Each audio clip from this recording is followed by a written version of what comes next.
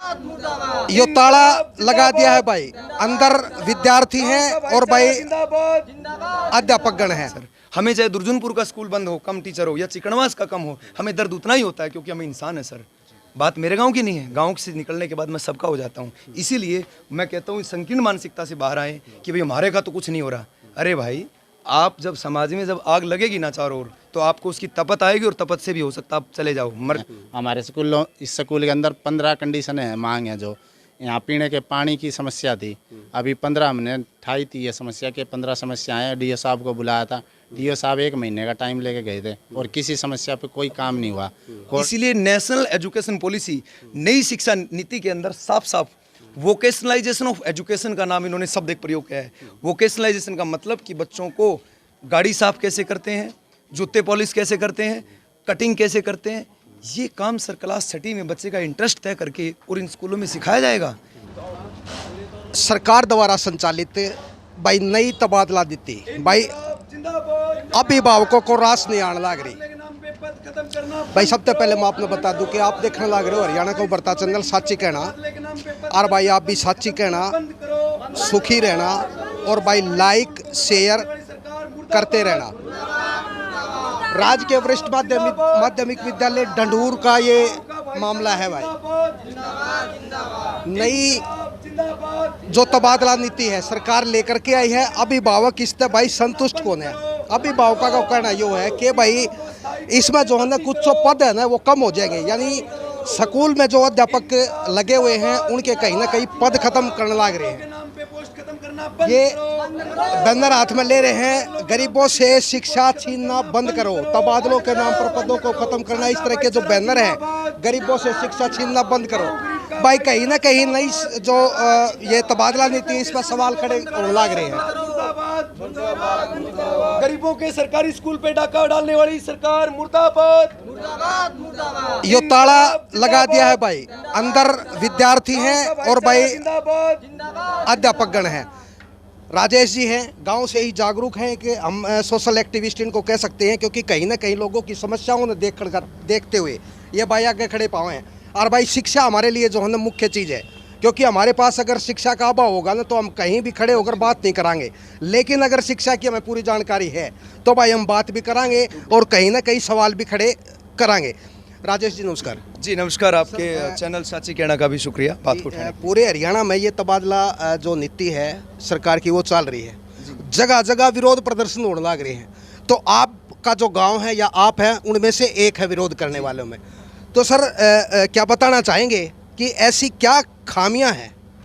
जी, मैं बिल्कुल साफ साफ तौर पे कह रहा हूँ कि स्कूलों में तबादला नहीं है, दरअसल तबादले के नाम पे ये सरकारी स्कूल पे डाका है। सरकारी स्कूल की ज़मीन पे, और सरकारी स्कूल जो सालों साल से हमारे पुरखों ने, दादे परदादे ने, हमारी उन पीछे गई जो पीढ़ियों ने एक एक टैक्स के रुपए से जो खड़ा किया था और हम जब अब भी खड़ा कर रहे हैं, उन स्कूलों को दरअसल सरकार एक एक करके टारगेट कर रही है, बंद कर रही है।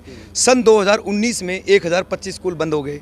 429 जो स्कूल है उनके अंदर विज्ञान संकाय जो होता है फैकल्टी, उसकी पढ़ाई पूरी तरह से बंद करवा दी। जहां आज देश के अंदर जनसंख्या बढ़ रही है, जहां टीचर्स होने चाहिए, जहां स्कूल के अंदर फैसिलिटी होनी चाहिए, हर फैकल्टी होनी चाहिए, लाइब्रेरी होनी चाहिए, उसके उल्टा सरकार स्कूलों को बंद कर रही है और तबादले के बहाना बना करके मर्ज कर रही है। और एक और शब्द ये यूज़ करते हैं रैशनलाइजेशन, जो कि गरीबों को समझ में भी नहीं आता आमतौर पे, गांव गरीब को। रैशनलाइजेशन, क्लोजर मर्जर, और ये सारी एंटी एजुकेशन पॉलिसी है। गांव के गरीब के बच्चे के ऊपर, उसके स्कूल के ऊपर डाका है। इसमें मैं सारे गाँव से कहूँगा कि इसमें जागरूक होकर के और इसका विरोध करना चाहिए। जी, तो इस तरह तो राजेश जी जैसे बच्चों का जो भविष्य है वो बिल्कुल मतलब ख़त्म होने के कगार पर हो जाएगा, क्योंकि शिक्षा तो महत्वपूर्ण है ना जी। तो सरकार को उठाने तो चाहिए ठोस कदम, ताकि हमारे देश में का कोई बालक जो है ना मतलब शिक्षा से वंचित ना रहे, लेकिन हो रहा है इसके विपरीत। जी, ये कहते हैं कि जब सरकार ने हमारे जब देश के अंदर जब आज़ादी आंदोलन के बाद आज़ादी जब आई, तब हर वर्ग ने उस आज़ादी की लड़ाई को लड़ा। 3 मुख्य समस्याएं देश के अंदर शिक्षा के नाम पे थी। मिडिल क्लास था, वो शिक्षा ले पाता था और कोई शिक्षा ले नहीं पाते थे। इसी तरह से ये जो सरकार की सोची समझी साजिश है, इस सरकार के अंदर ये कह सकते हैं कि इसको रैपिडली कर रही है, बहुत तेज़ी से कर रही है। लेकिन ये जो पॉलिसी आई 2009 के अंदर आई, अप्रैल में ही पारित हुई 2010 में, जिसको हम बोलते हैं क्लोज वो जो पॉलिसी होती है जिसमें 1 से लेके और 8 तक बच्चे को क्या करते हैं, पास करते जाते हैं, दलिया खिलाएंगे जैसे तैसा, लेकिन बच्चों को हम शिक्षा नहीं देंगे, ये सरकार का मसला है। और इसके पीछे की गहरी साजिश है कि जो पीढ़ियाँ, जो कौमें हमारी अब तक जो गुलामी करती आई थी, जो पीढ़ियाँ अब तक हमारे जो जूठे बर्तन धोती आई थी या फिर जो हमारे सीरी का काम करा करते, उन लोगों के, उनके जो बच्चे हैं आज कैसे वो IAS IPS जैसे तैसे भी बन रहे हैं, क्यों बन रहे हैं, क्यों वो नेता बनने की सोच रहे हैं, उनकी सोच को वहीं तक सीमित रखा जाए। इसीलिए नेशनल एजुकेशन पॉलिसी, नई शिक्षा नीति के अंदर साफ साफ वोकेशनलाइजेशन ऑफ एजुकेशन का नाम इन्होंने शब्द एक प्रयोग किया है। वोकेशनलाइजेशन का मतलब कि बच्चों को गाड़ी साफ कैसे करते हैं, जूते पॉलिश कैसे करते हैं, कटिंग कैसे करते हैं, ये काम सर क्लास 6 में बच्चे का इंटरेस्ट तय करके और इन स्कूलों में सिखाया जाएगा।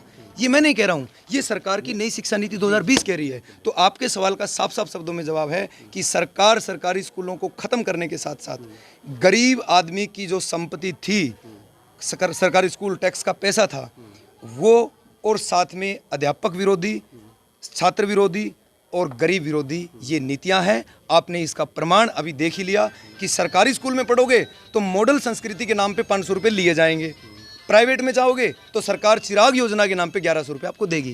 पहले तो किसी चीज़ को ख़त्म सीधा नहीं कर सकते, आज कह दे भी ढंढूर के सरकारी स्कूल के ताला ख़त्म करेंगे, सरकारी इसको बंद कर दे, हो सकता पूरा गांव को साफ साफ समझ में आए कि भी स्कूल बंद हो रहा है। लेकिन यही चीज़ को अगर अलग तरीके से, अलग पैकेट में जहर की गोली पे भी अगर मिठास लगा के कहेंगे तो उनके समझ में भी नहीं आएगा और सामने वाला मर भी जाएगा। सेम इसी तरीके से सरकार ने किया है, उन स्कूलों को बंद करने के लिए एक के बाद एक कदम ले रही है। और इन आने वाले दिनों में इन सरकारी स्कूलों पे अडानी अबानी के गोदाम होंगे और ये आपके बच्चे, हमारे बच्चे, ये प्राइवेट स्कूल में हज़ारों रुपए फीस देने के लिए मजबूर होंगे। मैं समझता हूँ ये बहुत बुरी है, इसकी निंदा करते हैं। जी, विरोध प्रदर्शन करने से, जैसे पूरे हरियाणा में विरोध प्रदर्शन हो रहे हैं, मतलब के लग है कि सरकार मतलब इस सिस्टम को, जो तबादला नीति है, इस सिस्टम में कुछ बदलाव करेगी या शिक्षा पर जोर देगी, मतलब क्या होगा? आपने देख ही लिया, एक पोस्ट को कैप्ट कर दिया, गांव को कैप्ट समझ में नहीं आ रहा। मतलब क्या है कि अब तक जो स्कूल के प्रिंसिपल थे, उनकी जो पावर थी फैसले लेने की, उस पावर को ख़त्म कर दिया, उसकी जगह एक इंचार्ज बिठा देंगे। ठीक वैसे ही जैसे सरकारी बस में आपको लगता है कि ड्राइवर बैठा है, लेकिन वो पहले वाला ड्राइवर नहीं है, दरअसल उस ड्राइवर को कॉन्ट्रैक्ट पे लगाया गया है, ठेके पे लगाया गया है, 8-10 हज़ार में लगाया गया है। तो वो जो एक ओरिजिनलिटी थी काम करने की, वो ख़त्म कर दी है। और मर्ज करने के नाम पे कह रही कि बच्चे नहीं है, उसको तो ख़त्म ही करेंगे। आमतौर पे पेरेंट्स भी बोलते हैं कि सरकारी में तो बच्चे नहीं है। जी, बच्चे क्यों नहीं है? आप सब चैनल के माध्यम से देख रहे हैं, मैं उनसे भी सवाल करना चाहता हूँ, ग्रामीणों से भी करना चाहता हूँ कि बच्चे कम क्यों है, इस बात पे जाइए। क्योंकि सरकारी स्कूलों के अंदर 38,776 पोस्टें खाली पड़ी है। मैं नहीं कह रहा हूँ, प्राथमिक स्कूल की मैं बात कर रहा हूँ, ये सरकार का खुद का आंकड़ा है। अधिकतर जो बच्चे हैं, ये कैब का मैं आंकड़ा बोल रहा हूँ, 2016 कैब एक बॉडी होती है सेंट्रल एजुकेशन CEB, उसकी मैं बात कर रहा हूँ। उसके आंकड़ों के अनुसार अभी 2017 का मैं आंकड़ा बता रहा हूँ सर, क्लास 8वीं 9वीं में बच्चा हो गया है, लेकिन 52% बच्चे को हिंदी का एक सिंपल सेंटेंस नहीं पढ़ना आता है। 50% ऑलमोस्ट बच्चों को 2 अंकों की घटा गुणा 32 में से 11 गया ये तक भी नहीं पता है। ऐसी सिचुएशन पैदा की और सरकार पूरी तरह से ऐसा ही करना चाहती है कि ताकि इनकी मानसिकता खिचड़ी और दलिए पेट की रहे और हम इनको गुलाम बना के रखें, और ये कर भी रही है सरकार, ताकि विरोध भी ना कर सके, समझ भी ना सके। यही है एजुकेशन पॉलिसी, और इस एजुकेशन पॉलिसी के चलते ही ये हो रहा है। जी भाई, नई शिक्षा नीति 2020 के बारे में बताया है, जो तबादला नीति है उनके बारे में राजेश जी ने बताया है, और चिराग योजना जो सरकार लेके आई है, कहीं ना कहीं उस पर भी प्रश्नवाचक चिन्ह लगा दिया है। भाई, सोचने वाली बात यह है, क्या वास्तव में सरकार चाहे है कि गरीबों के बालक आगे ना पढ़े और ना बढ़े? तो प्रश्न ढेर सारे हैं भाई। बैनर में आपको दिखाना चाहूँगा, छात्र अभिभावकों व अध्यापकों की एकता जिंदाबाद। देखिए, बहुत बढ़िया स्लोगन लिखा है, क्योंकि छात्र, अभिभावक और अध्यापक अगर साथ में है ना, तो भाई बच्चे ना पढ़ने में कोई दिक्कत को नहीं आवे। सरकारी स्कूलों को बंद करने वाली सरकार मुर्दाबाद। भाई, ये जागरण सिटी झज्जर बहादुरगढ़ का है। स्कूल में पद समाप्त किए जाने के विरोध में उतरे ग्रामीण, CM के नाम भेजा मांग पत्र। ये भाई किसी स्कूल का है। और इसके अलावा उच्च विद्यालयों में हिंदी और अंग्रेजी लेक्चरर के पद खत्म। ये आप देख पा रहे हैं, राजेश जी जो दिखा रहे हैं, पूरे हरियाणा के लेवल के छात्रों, अभिभावकों, गरीबों से शिक्षा छीनना बंद करो, सरकारी स्कूलों को बंद करने वाली सरकार मुर्दाबाद। भाई, कुल मिला के कहने का मतलब ये है कि जो शिक्षा है ना, हमारे लिए मुख्य है, उस शिक्षा पे कहीं ना कहीं सरकार चाहे है कि भाई गरीबा के बालक ना पढ़े। हाँ जी, अपना परिचय दे दे। सबसे पहले मेरा नाम विनोद कुमार है। मैं आपके चैनल के माध्यम से बताना चाहता हूँ, और पहली बात तो आपके चैनल की बहुत मेहरबानी है कि आपने हमारी आवाज़ को उठाने की यहाँ करी आने की कोशिश की। तो जैसे अब पहले सेमेस्टर हिंदी का चल रहा था हमारे स्कूल में, एकदम से 5 महीने पढ़ाकर और इंग्लिश मीडियम कर दिया उसको। तो ये भी सरकार की एक पॉलिसी है, क्योंकि वो इंग्लिश मीडियम बच्चों को एकदम से समझ आएगा नहीं, तो वो कहीं ना कहीं फेल हो जाएंगे, रिजल्ट जीरो होगा। रिजल्ट दिखा के भी स्कूलों को बंद करने की है कि ये बहुत बड़ी साजिश है। और हम सरकार से ये मांग करते हैं, जैसे दिल्ली में शिक्षा मॉडल केजरीवाल जी ने अच्छा किया है, तो क्या हमारे हरियाणा के सीएम खट्टर साहब ऐसा नहीं कर सकते? उनके पास भी तो एक अच्छा बजट है, शिक्षा में अच्छा बजट लगाएं और अच्छी शिक्षा तय करें। वहाँ स्कूलों को देखो आप, बढ़िया 5 स्टार होटलों से भी अच्छे स्कूल बनाए गए हैं। हमारे स्कूलों, इस स्कूल के अंदर 15 कंडीशनें हैं, मांग है। जो यहाँ पीने के पानी की समस्या थी, अभी 15 हमने उठाई थी ये समस्या के 15 समस्याएं डीओ साहब को बुलाया था। डीओ साहब 1 महीने का टाइम लेके गए थे और किसी समस्या पे कोई काम नहीं हुआ। कोर्ट में कितने समय पहले ये होया था 3 महीने पहले। उन्होंने 1 महीने का टाइम मांगा था। हमने यहाँ पुतला दहन करने का, शिक्षा मंत्री के पुतला दहन करने की वो प्लानिंग बनाई थी। तो बोला कि स्कूल एक शिक्षा का मंदिर है, इसके सामने अगर शिक्षा मंत्री का पुतला फूंकेंगे तो ये एक बहुत बड़ी बेइज्जती वाली बात है। तो वो बोला आप हमें 1 महीने का टाइम दें। हमने अपनी 15 समस्याएं का ज्ञापन उनके हाथ में सौंपा था, जिसकी डायरी वगैरह सब करके लिया था।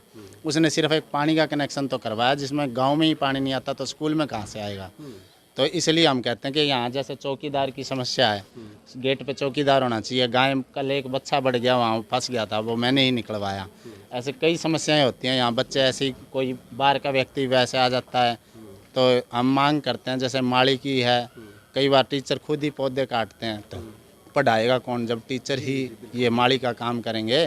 प्रिंसिपल साहब हैं, रामचंद्र जी हैं, बहुत अच्छे पढ़ाते हैं, और कई बार मैंने उनको देखा कि वो खुद ही पौधे काटते रहते हैं, तो उनका टाइम तो अधिकतर पौधे काटने में चल जाता है। क्या करें, वो भी बेचारे मजबूर हैं। और हाई क्लास के जो प्रिंसिपल हैं, उनके आने के बाद स्कूल में बहुत अच्छा सुधार हुआ है। हम सरकार से आग्रह करते हैं, डीओ साहब से, कि उनकी बदली ना की जाए, उनको यहीं पर रखा जाए, क्योंकि उन्होंने स्कूल में बहुत अच्छे काम किए हैं। Thank you sir. एक टीचर जो हैं, हमारे प्रिंसिपल आदरणीय सुरेंद्र जी हैं, उन्होंने काफ़ी स्कूल के बाद मतलब नाटकीय रूप से बड़े अच्छे काम किए हैं, ड्रामेटिकली बहुत सही, शानदार। हम उनकी प्रशंसा करते हैं।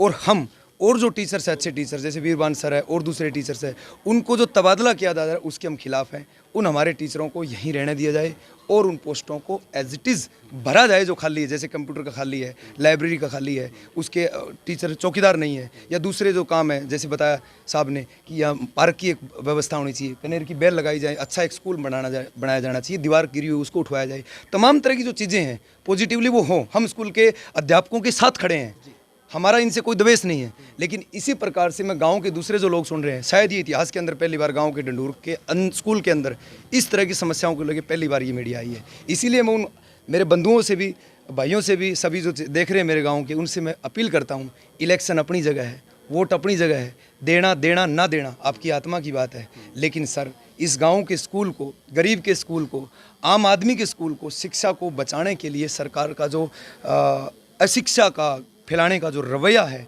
उन नीतियों के खिलाफ एक होकर के लड़ना होगा।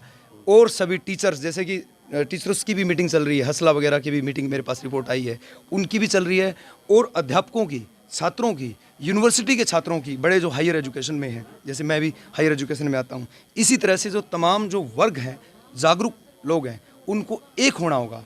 ये नहीं कि फूस का छप्पर जलता है तो दूसरा जो सोए कि नहीं मेरा नहीं जलेगा, वो आग उसकी वहाँ तक भी आएगी। इसीलिए जब एक वर्ग के साथ कोई अन्याय हो रहा है तो दूसरे के अंदर भी ये सहानुभूति, सिंपैथी ही नहीं बल्कि उठ के खड़ा होना चाहिए। ये नहीं कि मेरे कमरे में आग लगी है, दूसरे कमरे में आग लगी है, जब मेरे में लगेगी तब देखूंगा, ये नहीं सर। हमें चाहे दुर्जनपुर का स्कूल बंद हो, कम टीचर हो, या चिकनवास का कम हो, हमें दर्द उतना ही होता है, क्योंकि हम इंसान हैं सर। बात मेरे गांव की नहीं है, गांव से निकलने के बाद मैं सबका हो जाता हूं। इसीलिए मैं कहता हूं, संकीर्ण मानसिकता से बाहर आए कि भाई हमारे का तो कुछ नहीं हो रहा। अरे भाई, आप जब समाज में जब आग लगेगी ना चारों ओर, तो आपको उसकी तपत आएगी, और तपत से भी हो सकता है आप चले जाओ, मर जाओ। इसीलिए उस बात को समझिए और साथ आइए। बहुत बहुत शुक्रिया आपके चैनल का फिर से। तो भाई, जिस प्रकार से राजेश ने अध्यापकों के बारे में बताया, अध्यापकों का एक और ग्रामवासियों का जो प्यार प्रेम है ना, वो अटूट है भाई। जब ये जाएंगे तो इनका जो है कहीं ना कहीं दर्द भी हो। तो भाई अगली अपडेट के लिए हम शीघ्र ही आपसे मिलेंगे, तब तक के लिए नमस्कार।